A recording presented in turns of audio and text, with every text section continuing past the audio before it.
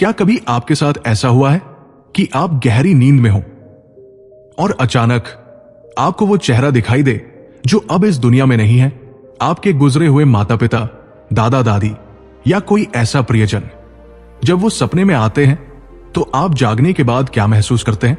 क्या आपका दिल घबरा जाता है या आपको एक अजीब सी शांति महसूस होती है? हम इसे ज्यादातर लोग इसे या तो अपना वहम मानकर भूल जाते हैं या फिर डर जाते हैं, लेकिन शास्त्र और अध्यात्म कहते हैं कि यह कोई संयोग नहीं है, ये एक संपर्क है, एक संदेश है। हमारे पितृ, हमारे पूर्वज हमसे कुछ कहना चाहते हैं। आज मैं आपको वो 7 गुप्त संकेत बताऊंगा जो मरे हुए लोगों के सपने में आने से मिलते हैं, और अंत में एक ऐसी छोटी सी कहानी जो आपकी आंखें खोल देगी कि इन सपनों का हमारी असल जिंदगी पर, हमारे घर की ऊर्जा पर कितना गहरा असर पड़ता है। यह कहानी है माधव की। माधव आज के जमाने का एक नौजवान था, अपने काम में व्यस्त, अपनी छोटी सी दुनिया में खुश। उसकी एक बूढ़ी मां थी जो अब गुजर चुकी थी। माधव अपनी मां से बेहद प्यार करता था, लेकिन काम की भागदौड़ में वो कभी पूजा पाठ या रस्मों रिवाज को ज्यादा मानता नहीं था। उसे लगता था कि ये सब पुरानी बातें हैं। मां के गुजरने के बाद उसने रीति रिवाज से सब क्रियाकर्म तो किया, लेकिन मन से नहीं, बस दुनिया को दिखाने के लिए। सब कुछ ठीक चल रहा था। फिर एक रात माधव को अपनी मां सपने में दिखाई दी। वो बस चुपचाप खड़ी थी, कुछ बोल नहीं रही थी, बस माधव को देख रही थी। माधव की नींद खुली। उसे लगा शायद वो मां को याद कर रहा था, इसलिए सपना आया। उसने पानी पिया और सो गया, लेकिन यह सिलसिला रुका नहीं। अगली रात मां फिर से सपने में आई। इस बार वो रसोई की तरफ इशारा कर रही थी, जहां पानी का मटका रखा होता था। उनके चेहरे पर एक अजीब सी उदासी थी। माधव अब डरने लगा। उसका काम में मन नहीं लगता। घर में आते ही उसे एक अजीब सी बेचैनी, एक भारीपन महसूस होने लगा।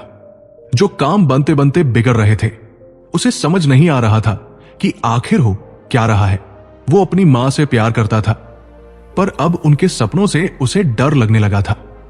माधव की इस उलझन का जवाब और उसकी मां उससे क्या कहना चाहती थी, ये हम जानेंगे उन 7 संकेतों के बाद, क्योंकि इन 7 संकेतों में से ही एक संकेत माधव को मिल रहा था। दोस्तों, हमारे और हमारे पूर्वजों के बीच एक बहुत गहरा रिश्ता होता है। यह रिश्ता शरीर के खत्म होने से खत्म नहीं होता। इसे कहते हैं कर्म का बंधन और रक्त का बंधन। गरुड़ पुराण और स्वप्न शास्त्र में स्पष्ट कहा गया है कि हमारे पितृलोक से हमें देखते रहते हैं। जब वो संतुष्ट और खुश होते हैं तो हमें आशीर्वाद देते हैं और हमारे घर में सुख समृद्धि बढ़ती है।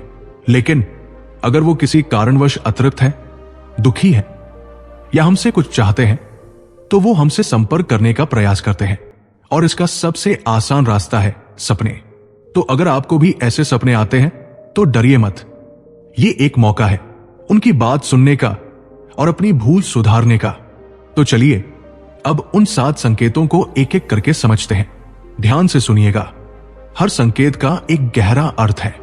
पहला संकेत, पूर्वजों का प्रसन्न मुद्रा में दिखना। अगर आपको सपने में आपके पूर्वज या प्रियजन खुश दिखाई देते हैं, मुस्कुराते हुए दिखते हैं या आपको आशीर्वाद दे रहे हैं, जैसे सिर पर हाथ रखना, तो यह सबसे शुभ सपना है। इसका अर्थ है कि वे जहां भी है संतुष्ट है, सुखी है और आपसे प्रसन्न है।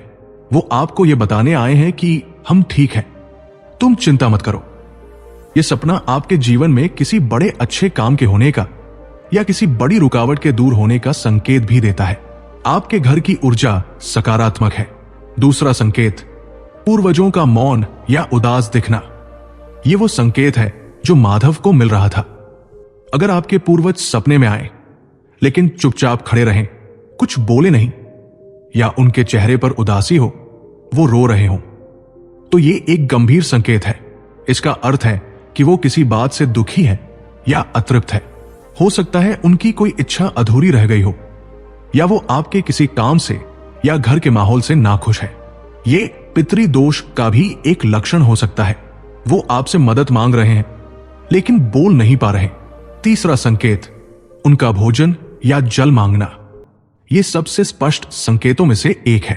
अगर सपने में कोई गुजरा हुआ परिजन आपसे सीधे सीधे खाना मांगे या पानी मांगे या आपको वो भूखे प्यासे लगे, तो इसे बिल्कुल भी नजरअंदाज मत कीजिएगा। इसका सीधा सा अर्थ है कि उन्हें पितृलोक में तृप्ति नहीं मिल रही है। आपके द्वारा किया गया श्राद्ध या तर्पण उन तक नहीं पहुंच रहा है, या आप वो कर ही नहीं रहे हैं, वो भूखे हैं। ऐसे में आपको तुरंत अगली अमावस्या को या उनकी मृत्यु तिथि पर किसी ब्राह्मण को उनकी पसंदीदा चीजें बनाकर भोजन कराना चाहिए और दक्षिण दिशा की ओर मुख करके जल तर्पण करना चाहिए। चौथा संकेत, उनका घर के किसी खास हिस्से में दिखना। क्या वो रसोई में दिख रहे हैं जैसा माधव की मां दिखी? इसका मतलब है वो अन्न जल से जुड़ा कोई संकेत दे रहे हैं। क्या वो तिजोरी या अलमारी के पास दिख रहे हैं? हो सकता है वो धन से जुड़ी किसी समस्या से आगाह कर रहे हों या किसी गुप्त धन की जानकारी दे रहे हों। अगर वो घर के मुख्य द्वार पर दिखें तो हो सकता है कोई मुसीबत घर में आने वाली हो और वो आपको सचेत कर रहे हैं। अगर वो पूजा घर में दिखें तो मतलब वो आपकी भक्ति से प्रसन्न है। उनके स्थान पर ध्यान देना बहुत जरूरी है। पांचवा संकेत, उनका आपसे कुछ ले जाना। अगर आप सपने में देखें कि आपके पूर्वज आपके हाथ से कोई चीज ले जा रहे हैं या आपके घर से कोई वस्तु उठाकर बाहर जा रहे हैं, तो ये एक अशुभ संकेत माना जाता है। ये इस बात का इशारा हो सकता है कि आपके जीवन से कोई अच्छी चीज जाने वाली है या कोई आर्थिक नुकसान होने वाला है। वो आपसे नाराज है और आपकी सुख समृद्धि को क्षीण कर रहे हैं। यह भी एक तरह का पितृदोष है जो घर की सकारात्मक ऊर्जा को खत्म कर देता है। छठा संकेत, उनका आपको कुछ देना। और इसके ठीक विपरीत, अगर सपने में पूर्वज आपको कोई फल दें, कोई मीठी चीज दें, साफ कपड़े दें या पैसे दें, तो समझ जाइए कि आपकी किस्मत खुलने वाली है। ये असीम आशीर्वाद का प्रतीक है। वो आपको अपनी तरफ से कुछ देकर जा रहे हैं। ये धन लाभ, संतान प्राप्ति या किसी बड़ी सफलता का पूर्व संकेत है। इसका मतलब है वो आपसे इतने प्रसन्न है कि आपकी झोली भर रहे हैं। सातवां और आखिरी संकेत, उनका क्रोधित या बीमार दिखना। अगर पूर्वज सपने में बहुत गुस्से में दिखें, आपको डांट रहे हो या बहुत ही दयनीय अवस्था में बीमार या घायल दिखें, तो इसका मतलब है कि परिवार कोई बहुत बड़ी गलती कर रहा है, या तो परिवार में अधर्म का आचरण हो रहा है, जैसे लड़ाई झगड़े, नशा, या आपने उनकी कोई बड़ी मन्नत पूरी नहीं की है। उनका बीमार दिखना यह भी दर्शाता है कि परिवार पर कोई स्वास्थ्य संबंधी बड़ा संकट आने वाला है और वो आपको चेतावनी दे रहे हैं कि संभल जाओ। तो माधव को कौन सा संकेत मिल रहा था? संकेत नंबर 2 उदासी और संकेत नंबर 4 रसोई में दिखना। उसकी मां उदास थी और पानी के मटके के पास इशारा कर रही थी। परेशान होकर माधव एक पुराने पंडित जी के पास गया जो उसकी मां को जानते थे। उसने सारी बातें बताई। पंडित जी मुस्कुराए और बोले, बेटा, तुम्हारी मां तुमसे नाराज नहीं है, वो प्यासी है। तुमने क्रियाकर्म तो किया, पर तुमने कभी मन से उनके नाम का जल तर्पण नहीं किया। तुम हर अमावस्या को बाहर घूमते हो, लेकिन कभी दक्षिण दिशा में उनके नाम का दिया नहीं जलाया। वो बस तुमसे पानी मांग रही है। माधव की आंखों में आंसू आ गए। उसे अपनी गलती का एहसास हुआ। उसे याद आया कि उसकी मां को ठंडे पानी में तुलसी डालकर पीना कितना पसंद था। उसने पंडित जी के कहने पर अगली ही अमावस्या को सुबह सुबह स्नान करके दक्षिण दिशा की ओर मुख करके हाथ में जल, काले तिल और जौ लेकर अपनी मां और सभी पूर्वजों के नाम का तर्पण किया। उसने शाम को घर के बाहर दक्षिण दिशा में एक सरसों के तेल का दिया जलाया। उस रात माधव को फिर सपना आया। आज उसकी मां फिर से सपने में थी, लेकिन आज वो उदास नहीं थी। वो मटके के पास नहीं थी। वो बस दूर खड़ी मुस्कुरा रही थी। उन्होंने माधव को दोनों हाथों से आशीर्वाद दिया और गायब हो गई। माधव की नींद खुली तो आज उसके मन में डर नहीं, बल्कि एक गहरी शांति थी।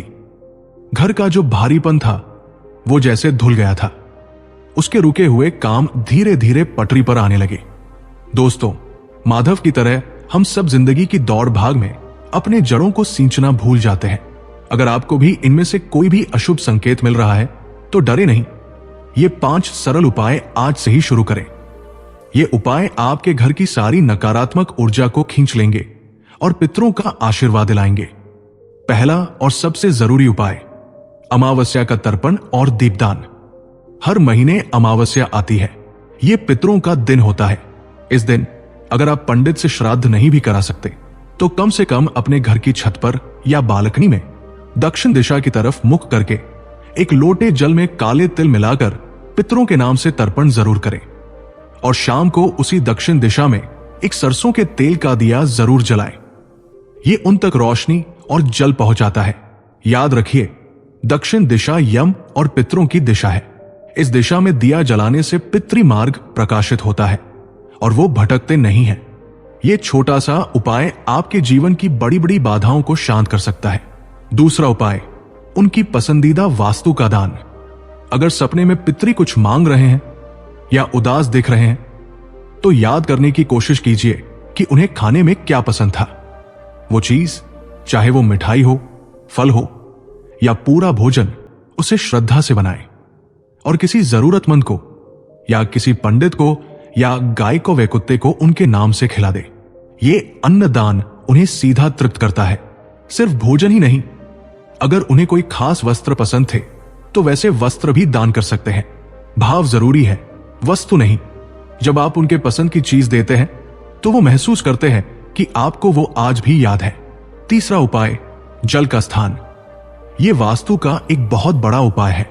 अपने घर में पानी रखने की जगह यानी मटका या सिल्टर, उसे हमेशा साफ सुथरा रखें और उस स्थान के पास या अपने पूजा घर में एक छोटे से तांबे के लोटे में जल भरकर रोज रखें। अगले दिन वो जल पौधों में डाल दें।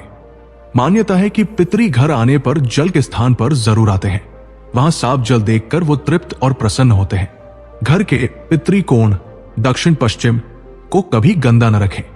चौथा उपाय, क्षमा याचना और श्रीमद् भगवद गीता। रोज रात को सोने से पहले बस 2 मिनट के लिए हाथ जोड़कर अपने सभी ज्ञात अज्ञात पूर्वजों से अपनी भूल चूक के लिए क्षमा मांगे। कहें, हे मेरे पितृगण, जाने जाने में हुई गलतियों के लिए मुझे क्षमा करें और मुझ पर और मेरे परिवार पर कृपा बनाए रखें। और अगर हो सके तो घर में श्रीमद् भगवद गीता का पाठ करें, विशेषकर 7वां अध्याय या गरुड़ पुराण के कुछ अंश। इसकी ध्वनि घर को पवित्र करती है और पितरों को मोक्ष की ओर ले जाती है। 5वां उपाय, पीपल की सेवा। शास्त्रों में पीपल के वृक्ष को पितृ वृक्ष कहा गया है। अगर जीवन में पितृ दोष के कारण बहुत बाधाएं आ रही हैं, तो हर शनिवार को पीपल के पेड़ के नीचे जल चढ़ाएं और एक सरसों के तेल का दिया जलाएं। इससे शनि और पितृ दोनों शांत होते हैं। दोस्तों, सपने में गुजरे हुए लोगों का आना डरने के लिए नहीं, बल्कि जागने के लिए होता है। हमारे पूर्वज हमारी जड़ें हैं। एक पेड़ कितना भी विशाल हो जाए, अगर वो अपनी जड़ों से कट जाता है तो वो सूख जाता है। हम आज जो कुछ भी है उन्हीं की वजह से हैं। वो हमसे बस थोड़ा सा सम्मान, थोड़ा सा याद और थोड़ी सी श्रद्धा चाहते हैं। वो हमें डराना नहीं चाहते। वो बस ये जताना चाहते हैं कि हम आज भी तुम्हारे साथ हैं। अगली बार जब वो सपने में आए तो डरिएगा नहीं। उनके संकेत को समझने की कोशिश कीजिएगा।